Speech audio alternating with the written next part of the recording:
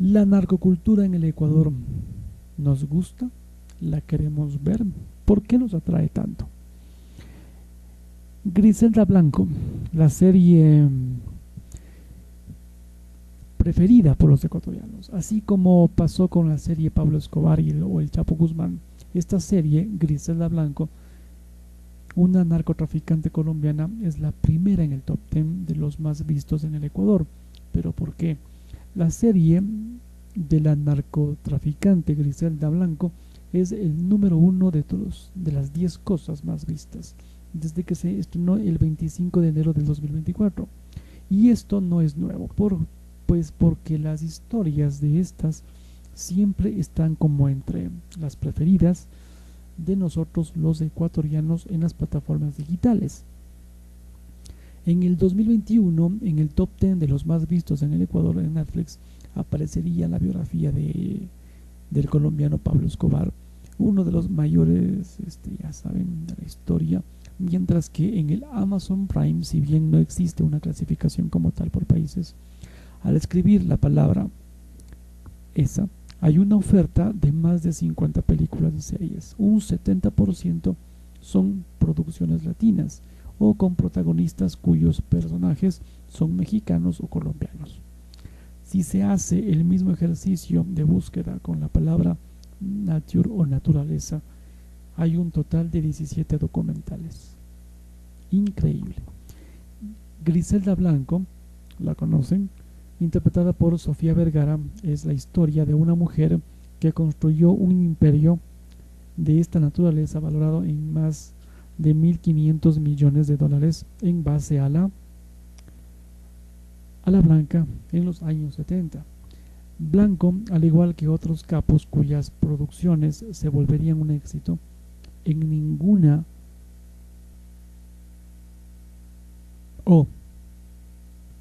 ella era una asesina temida. Se estima que mató a cerca de 250 personas, incluyendo a su ex esposo. Hasta ahí. Resulta contradictorio que en un país donde la violencia como tal ha provocado el número de muertes violentas se la triplique en los últimos años. Tan solo en 2023 fue el año más violento como tal. Las historias de estos, muchas veces presentadas como modelos de superación y éxito, son muy vistas. Pero ¿por qué pasa esto? ¿Por qué son exitosas en sociedades como estas? José Luis Lazo, docente de comunicación de la Universidad Andina Simón Bolívar, dice que se encadenan con una memoria histórica de los principales países donde se producen estas sustancias, tanto en Colombia como en México. La naturalización de esta, el sociólogo Martín Cobo dice que no existen estudios como tal que determinen una influencia negativa en el comportamiento del ser humano, pero afirma que de forma colectiva las novelas de esta índole pueden generar un colonialismo cultural que naturaliza la violencia y nos hace creer que esta es parte de un statu quo. Lazo detalla que este tipo de producciones son bien construidas y tienen altos presupuestos y además dan una cercanía a una realidad que todos estamos viviendo, así como en Ecuador.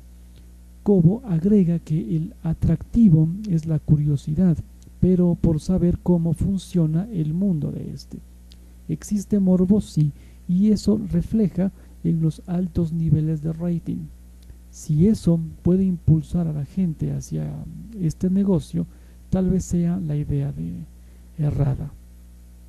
En un estudio sobre la reclutación o los reclutamientos forzados en las Fuerzas Armadas de las FARC, se detalla que al menos 18.677 menores fueron víctimas de reclutamiento forzado entre 1996 y 2016. Sin embargo, existen registros de entrevistas a niños en zonas fronterizas que dijeron que de grandes querían pertenecer a la guerrilla. La censura no lleva a nada. Se debe prohibir a los canales de emitir este tipo de novelas o a las radios los narcocorridos. Lazo considera que esta censura no lleva a nada, más bien el tabú atrae la curiosidad. Indica que los personajes han sido sacados de una religiosidad popular existente. Martín Barbero, filósofo y semiólogo español, dijo que tendemos mucho a culpar a los medios de comunicación de todo lo que pasa en el mundo, y tenemos a los medios como chivos expiatorios para no darnos cuenta de que afuera hay una violencia real, detalla Lazo, y a referirse a las acciones sociales y estatales que se deben tomar en cuenta. Para Cobo, la gente de Latinoamérica se siente atraída porque, como en las novelas, pertenecen a una sociedad de exclusión, de inequidad y de donde se duda sobre la posibilidad de progresar a través de la educación y el trabajo. ¿Qué debe hacer el gobierno? Este debería preocuparse por adecuar condiciones en este campo, educación y trabajo, especialmente para sociedades más marginadas, y no creer que porque son pobres una novela los llevaría a delinquir.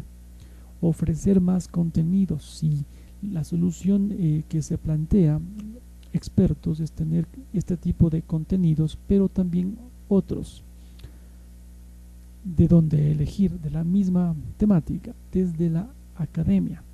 En un mundo tan complejo como el nuestro, la solución es este cruce de discursos que permitan una reflexión, una resistencia, dice Lazo.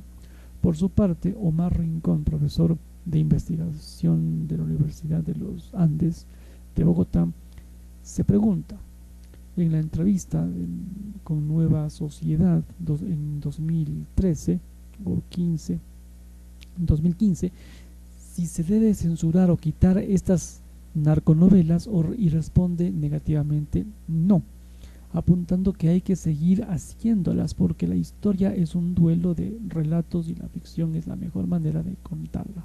Solo que habría que diversificar un poco los puntos de vista, no solo quedarse por un lado en la verdad de los narcos y violentos, sino buscar los otros puntos. Para Rincón, estas producciones se deben escribir y actuar con más conciencia, de manera que no se justifique por ningún motivo el tipo de héroe que en ellas se presentan. Hay que mostrar a los narcos como criminales sin justificación ni reivindicación o vidas que admirar. Omar Rincón es profesor e investigador de la Universidad de los Andes en Colombia. Los temas que no se tocan, si bien hay consenso sobre la no prohibición de estas producciones, Adriana Berrum, docente de filosofía, cree que hay una fórmula en las novelas de narcos que no se rompe porque funcionan, por lo que todos son lo mismo: despilfarro, mujeres y guerras contra el gobierno. Pero alrededor de este narco existen otros escenarios que deberían graficarse para evitarse generar una apología al delito y mostrar sus consecuencias. Por ejemplo, poco se trata sobre el tráfico de personas, que tiene que ver con el tráfico de drogas, y no se habla de violaciones a niñas y niños, quienes son reclutados o son cuotas familiares como pagos a favores con narcos, y tal vez esto porque lejos de la banalidad del narco que se llena el dinero o de dinero, les da miedo ir más allá y tocar estos temas para romper con la fórmula que les da el rating.